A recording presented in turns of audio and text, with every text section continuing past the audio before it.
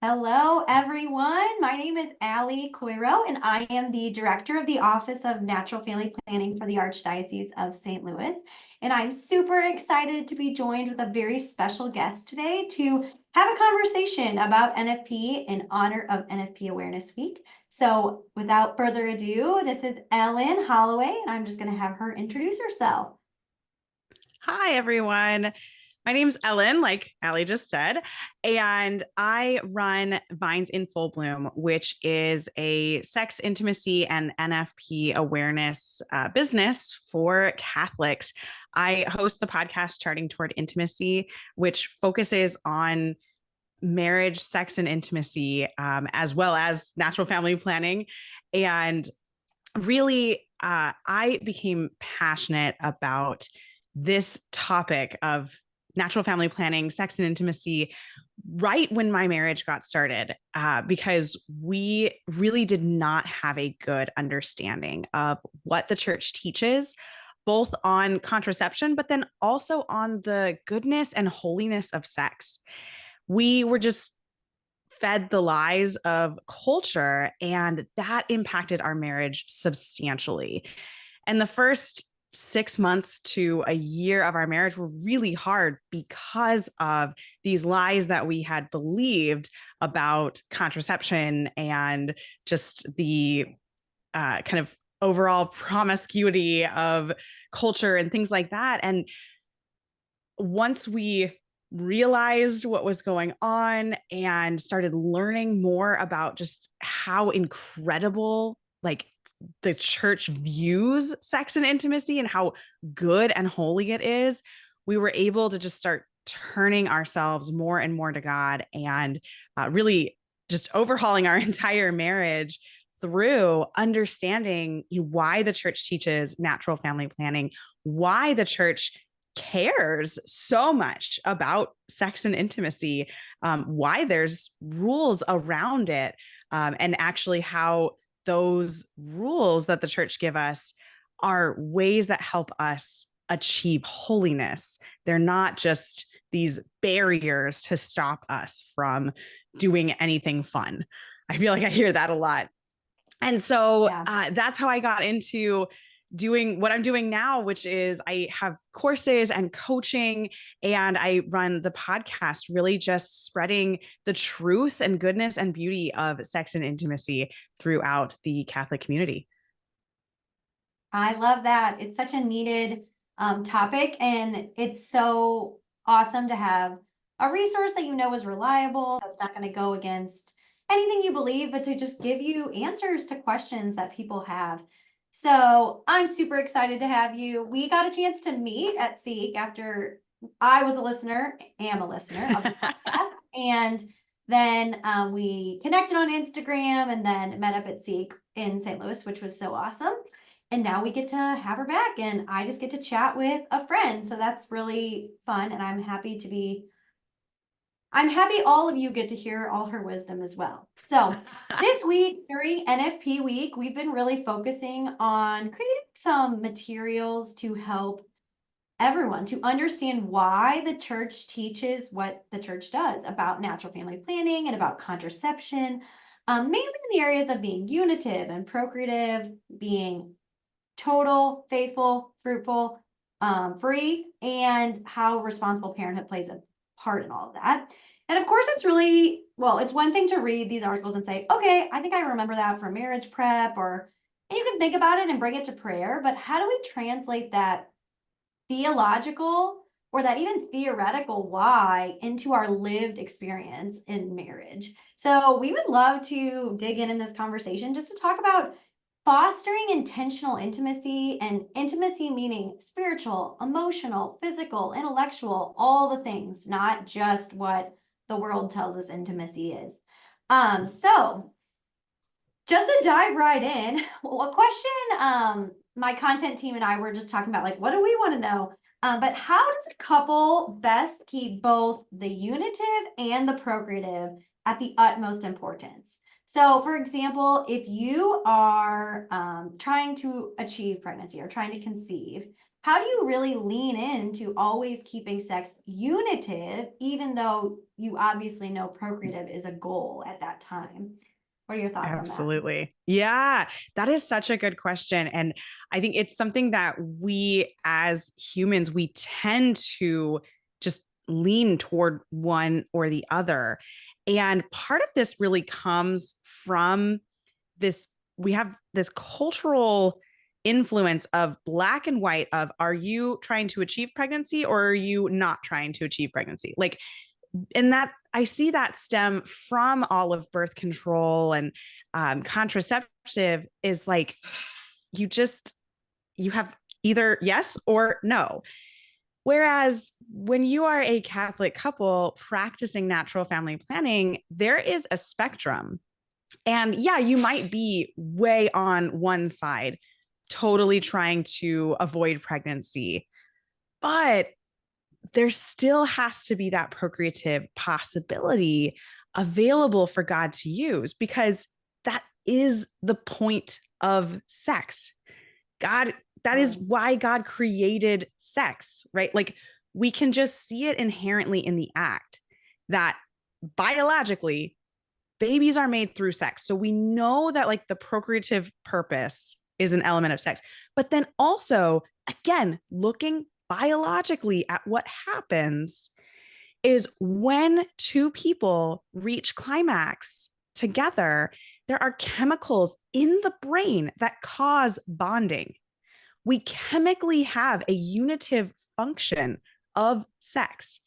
And so we can allow that biologic truth to inform our theological understanding of the necessity to keep the unitive and procreative functions together.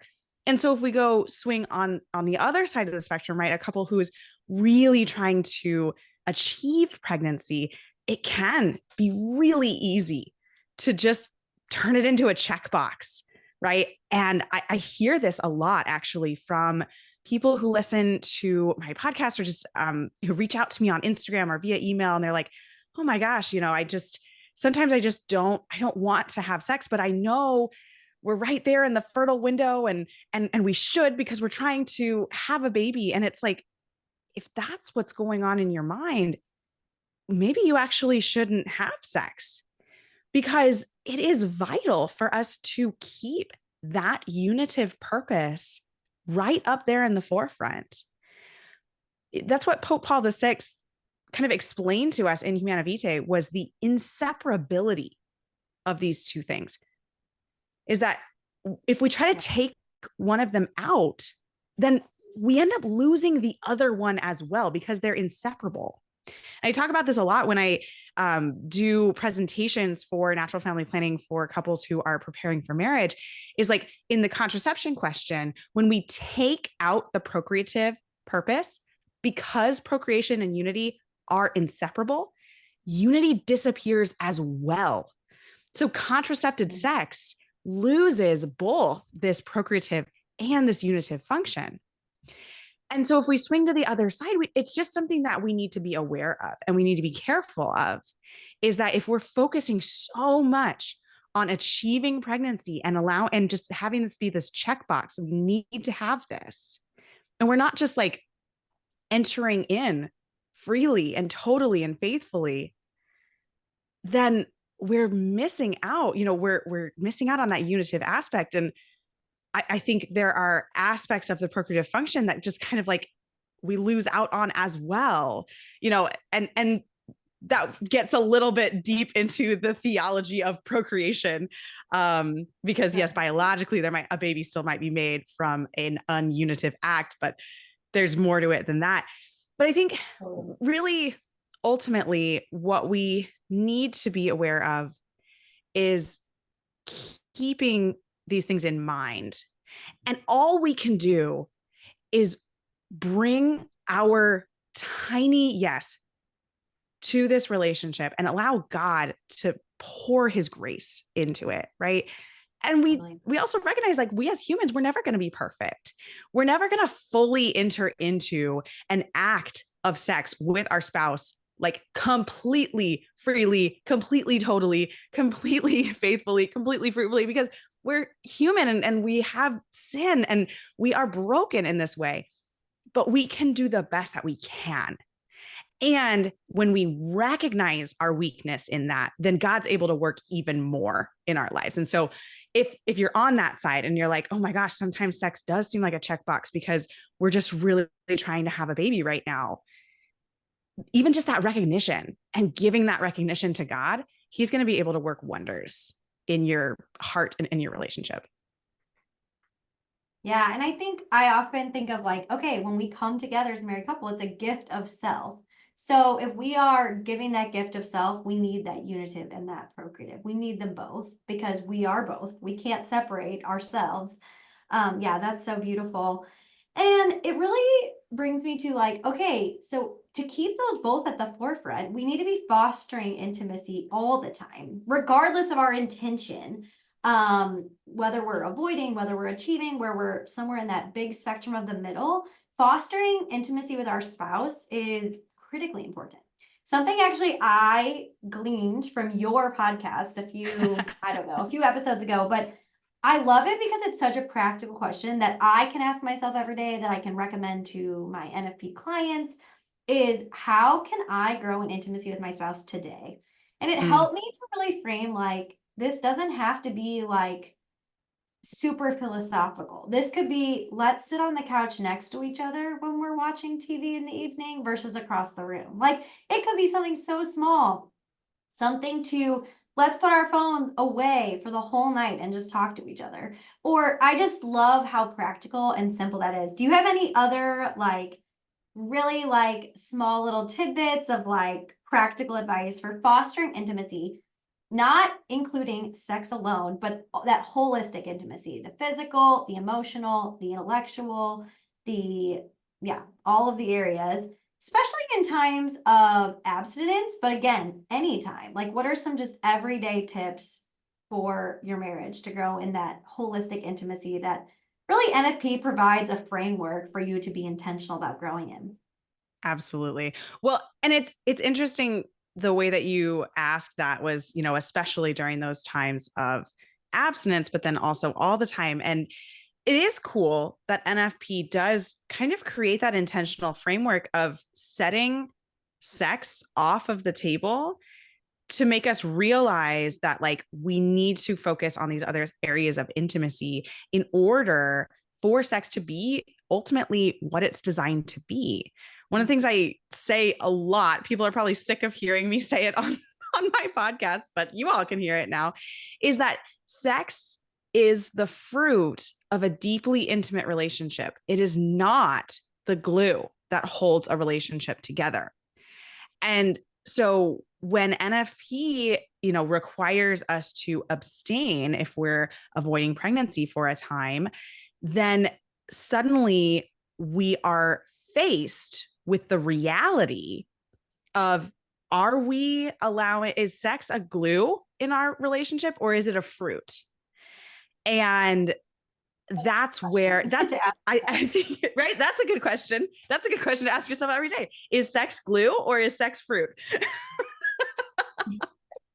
That is a practical question you can answer every day. But so as far as fostering that intimacy, really, we should be doing that all the time. But it is kind of cool that NFP really does just force us into maybe 2 weeks of that. And so that's just a gift of NFP. So to answer your question, I love Gary Chapman's 5 love languages. I love it. And I think that we've heard it so much in our culture and we're like, oh yeah, the 5 love, I know what that is, whatever. I think it's gold. Like it is foundational to a loving relationship. Absolutely foundational. And so if you've heard of it before, maybe you even know your love language and your spouse's love language, like I want you to revisit it because it is massive. And it's absolute insanity to me. My husband is a physical touch love language. That is his love language.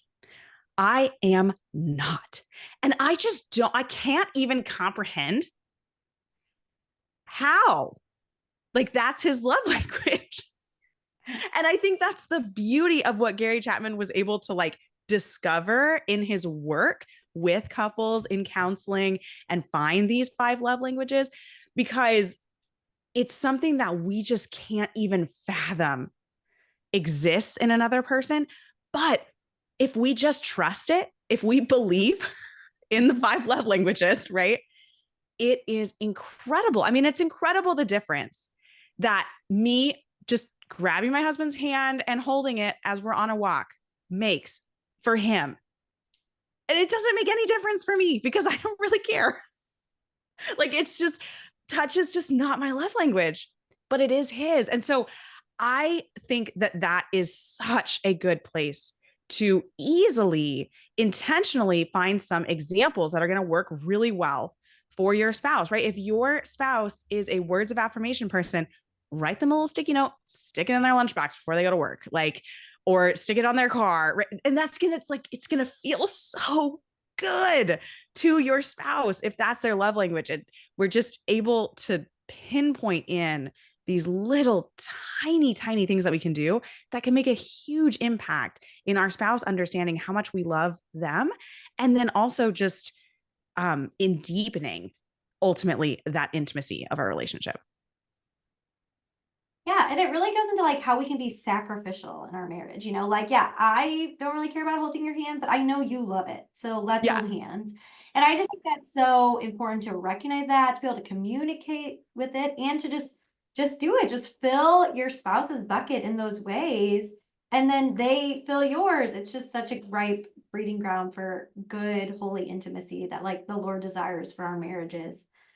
Yeah, I love that. Another question we get, this is a little bit to the intimacy piece, but just like, what are the best tips for maintaining that your intimacy or shared intimacy can be spontaneous while practicing natural family planning, especially in a season of needing to avoid pregnancy, or even like, what's the best way to communicate details about the chart in a non-awkward, non-sterile way, but that doesn't make the woman feel like they are a gatekeeper. I know that's a really frequent complaint about natural family planning, but how can we like really, transform those moments also to help us to grow in intimacy, to grow in holiness in our marriage? So I first want to start off with a pretty controversial phrase. Spontaneity is crap. And let me explain why. We think we want spontaneity. We think that's what we want. But what we actually want is romance. It is not about spontaneity, because let me tell you the difference between a spontaneous initiation of sex and a romantic initiation of sex. And you just think in your brain, which one of these two you want. Okay. Spontaneous is, and I'm going to go just from the women here because it's just easier for me to go from that spot. Okay. Spontaneous is your husband at a random point in the middle of the day that is inconvenient says, "Hey, let's go up to the bedroom." Right? Yeah. Okay. All right. Romantic is you get home from work and your husband decided to get home a little bit early. He cooked dinner already for you. And he tells you that the kids are actually going to go spend the night at their grandparents' house or at a friend's house. And you two are going to have a lovely dinner together and then go up to the bedroom. It feels really spontaneous to you what just happened. But that was the opposite of spontaneous. Your husband took so much effort to make that happen, right? Spontaneous is 0 effort. Romance is like 100% effort, or at least 50% effort. Yeah. So spontaneity is not what we're looking for. when we say that, when we're like, oh my gosh, sex should be spontaneous. No, sex should be romantic, because sex is deeply intimate and romance is a huge part of an intimate relationship. But romance requires planning. And so actually planning for sex is a really good thing. And so if you tell, and again, I'm going from the woman's perspective here, and just because it's me, right? But gentlemen, if you're listening, you can swap this around in your head. But ladies, if you're looking at your chart and you're like, yeah, you know what? Wednesday is going to be a go light day, right? Like I can tell that that's where my chart is headed. And you tell your husband that ahead of time. Now he has the opportunity to start planning and to start putting some romance together for you. Maybe he can grab some candles and set them out that night, or pick out some music, or at least just kind of like think ahead, right? And then you, as the woman, are also able to think ahead and prepare yourself. And this is particularly helpful for anyone who experiences responsive sexual desire. There's two different kinds of sexual desire. There's spontaneous and responsive. And if you experience responsive sexual desire, in order for you to be interested in actually coming together with your spouse, you are actually have to respond to stimulus that are leading you there. So that means that thinking about and planning for a romantic night with your spouse is actually going to help you get in the mood better. And it's going to make that interaction so much better. So I just like, And again, so intentional, which is like what we're getting to here. Like you are exactly. inviting God into that as you plan to have that renewal of your wedding vows, like every single time you come together, to invite fruit of whatever kind, whatever God wants to give in that moment. Yeah, totally. So I love that. I think that's just important to keep in mind, is that like when we say we want spontaneity, what are we actually looking for? And maybe that's even just something to like take to a conversation with your spouse, is like, what do I really want when it comes to, you initiating or something like that? The other part of your question, talking about like charting and sharing charting details and like feeling like the gatekeeper, that is definitely, it's really easy to kind of get into that mode, into that rut. And I think a lot of NFP instructors have some similar tips that I'm going to share right now. And these are just like just simple tips. But however much you as the woman can include your husband in charting, that's going to take that aspect off of your plate. If you are 100% in charge of the chart, then the only thing that your husband knows is to ask you, where are we at? Is it a green light or a red light day? He has no other tool to use. And so that automatically turns you into a gatekeeper, a yes or a no person, right? But if your husband can read the chart and has access to it, even if he doesn't touch the chart at all, right? You're still the one putting all the information in there. If he can read it himself and interpret it himself and has access to it, right? So if you have a paper chart, you just leave it out, right? He can take a look at it. Or a lot of the apps, actually, you can download them on 2 phones, or there are ways to share it with your partner. Those are really cool. And so if your husband can just be involved in that aspect, then it takes that gatekeeping away. Now, the other way, if your husband is maybe not interested in that at all, and I understand many of us fall into that category, you can just talk about it in such a way that he has no way of not knowing what is going on, and make it a regular part of your conversation every single day. When you are filling in your chart, you tell him what you saw, right? say out loud as you're putting it in your phone. Oh yeah, you know what? Today I saw some sticky type mucus. And you know what that means? That means that I'm definitely getting closer to that ovulation time. I have, seeing a little bit more mucus here. Next, I'll probably see some egg white type mucus, or, I'm using symptothermal terms, but whatever method you're using. And you can just chat about it every single night when you're filling out the chart. And then he has no way of not knowing what is going on. And if you're just constantly putting that information out there, then you'll feel so much less of a gatekeeper, because you'll have said 2 or 3 days before, well, gosh, I think I'm seeing my mucus start to dry up. So we'll probably be in phase 3 in just a couple more days, right? Now he doesn't even need to ask, because he knows a couple more days. Yeah, I love that idea of also sharing, like before the time of initiation. Like, let's talk about this before someone's feelings are really on the line here, Mm-hmm. Like you said, like, we're going to talk about this every day, and it's when we're brushing our teeth or something, like totally separate event, just the two of you. And it also gets into, like, we really have shared fertility. No one is making a baby with or without the other. And so we're in this together, and it really does look different depending on, a couple's temperaments and all the things, how they communicate the chart. And it is for better or worse, it's a process of figuring out how you as a couple best communicate. But again, it's another way of grace to pour out and to get stronger, which ultimately leads to, like, my last little part I want to cover is we should be discerning family planning together. We're not discerning one or the other, and the other's like, okay, whatever. But what are your best tips, or what is the best advice you've been given? This is a personal question, because I feel like it's hard to find good things on, like, how do we discern together? I feel like I learned all this stuff about discerning, before we were married, like how to discern my vocation, or how to discern even like more smaller decisions, like what job should I do? But discerning family planning, I feel like my eyes have been opened, even listening to your podcast, about there's so much more gray and there's so much more nuance.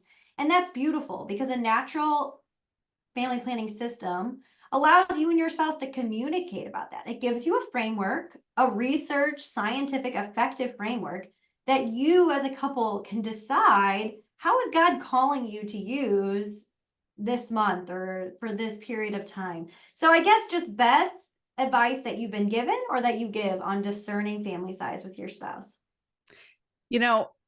I have heard so many times from couples that are older, couples that are in menopause, past childbearing age, of just, look, the point is to love your spouse. And one more child is only going to bring more joy into the world. Another life is only good. Like, God is the creator. And so much, and I mentioned this earlier, our culture is black and white. You are either trying to get pregnant or you're not trying to get pregnant. And that is just not what we're called to. I'm not saying that you need to have 16 children. Not at all. I'm pretty sure I am not called to that. I'm not even sure it's possible with the amount of time I have left. I'm confident the Lord is not calling me to have 16. Yeah, right. Like, I think I could pretty confidently say the Lord is not calling me. Like, I mean, realistically, I think I can confidently say no more than like 10. But even then, I do not think the Lord is calling me to 10 children. But just, I'm like looking at the possibility. I think I probably could fit 10 in. But discernment is not a one-time process. It is not one conversation for the month. It's not one conversation for your life. So when you are discerning something, it's something that is constantly on your heart, especially with something like family planning that doesn't have like a set end, right? You're discerning your vocation married life or religious life, right? There are some set spots where it's like, okay, yeah, so discernment of that's over because I'm married now. So yes, right. But family size doesn't really have that end except for like menopause. Menopause is that end. And so we have to just recognize as Catholics that living as a married Catholic couple is against the tide of culture. We are doing something so different than anybody else. And so that might mean, and this is something my co-host says all the time, and I love it. That might mean that your marriage needs sex more than you need to not get pregnant right now.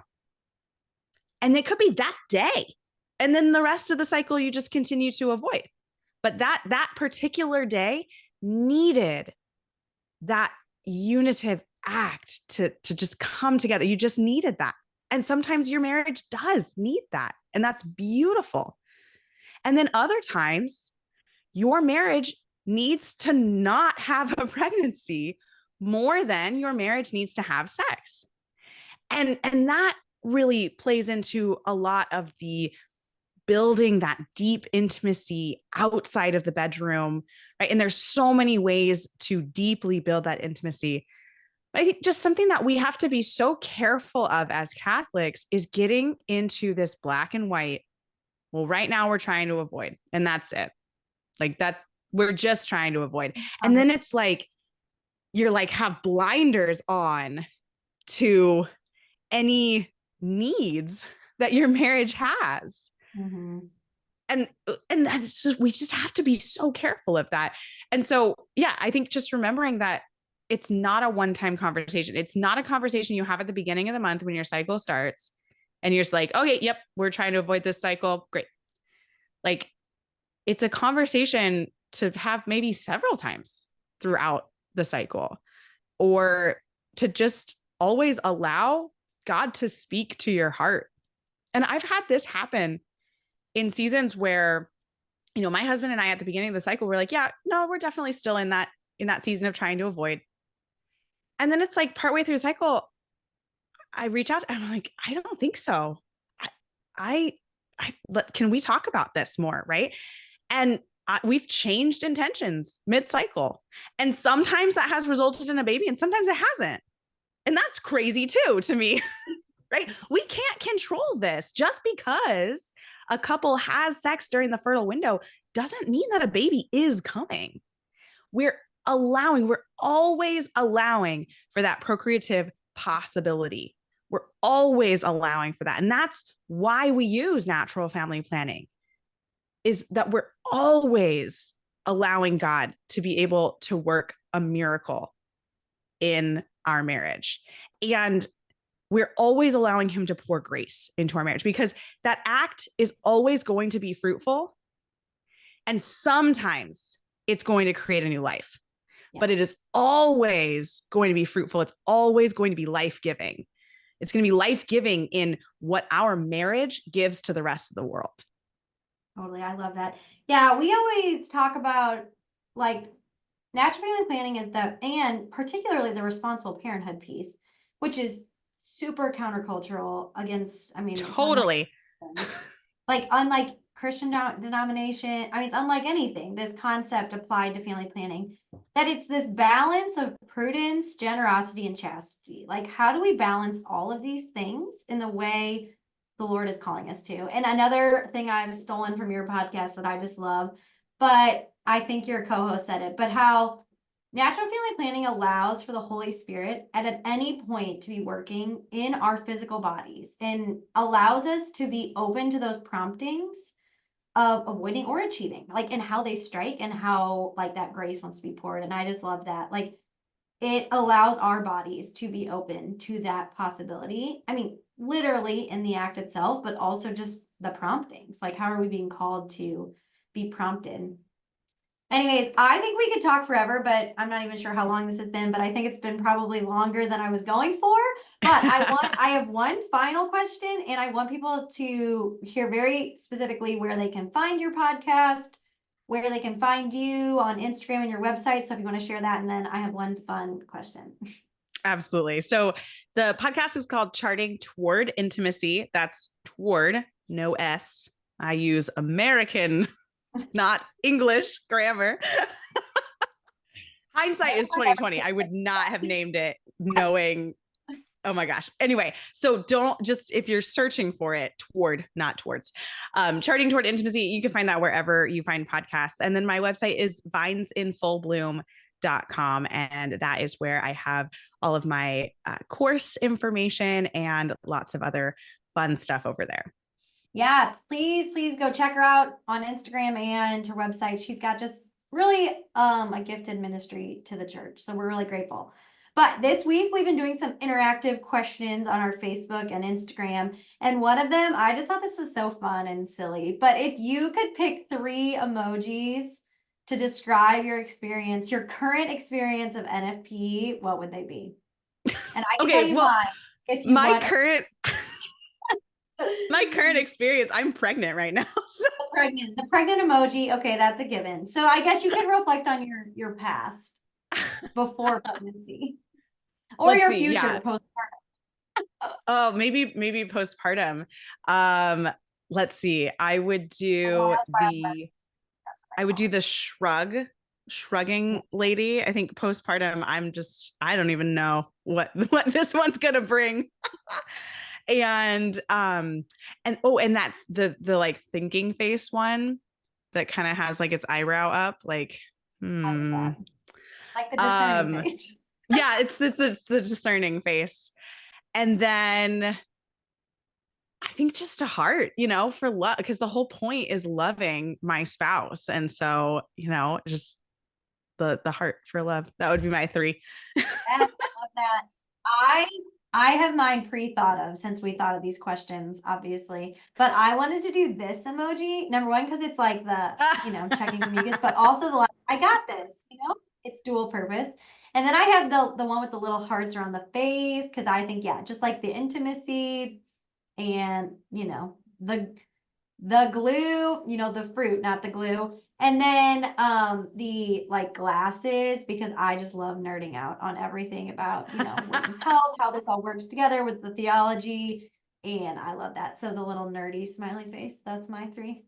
Oh my gosh, that was such a good question. I had to really think about that. I love it. So go check our post and see, or fill it out if you haven't done it yet. It's just like a fun little thing. We also want, if people are like mad or get sad or scared, we want to help you with some resources. So reach out or go to Ellen's courses, depending what the mad, sad, crying face might be. So we want happy faces here for something that's really helping us to grow in holiness and love beyond measure. That would be the NFP week theme. So thank you so much for joining us. This was such a pleasure to have you, and go check her out. Bye, guys. Bye.